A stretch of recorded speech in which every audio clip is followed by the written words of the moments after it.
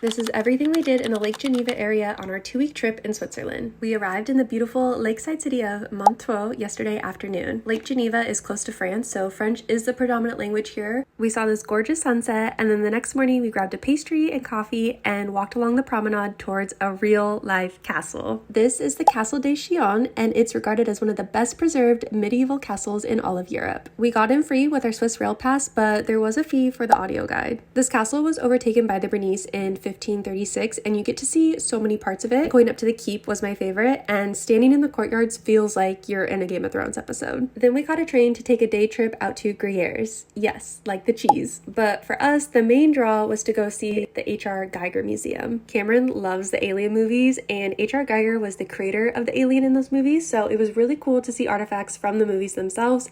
But what I didn't realize was how impressive of a painter he was. Most of the artwork in the museum were acrylic paintings, and just the level of detail in them was kind of insane. And as you can see, he just had a very interesting mind. Across the street from the museum is the H.R. Giger bar, which is definitely worth a visit, even if you don't want to go to the museum. I've never been to a bar that looks anything like this. It's so unique, and the vibes were so good. They have themed cocktails, rock music was playing, and we of course had to get the cheese plate that featured the Gruyere cheese. We ended up spending like 3 hours here before we had to catch our train ride back to Montreux. Tomorrow we're going to our favorite place of the entire trip. Definitely come back to see where that is.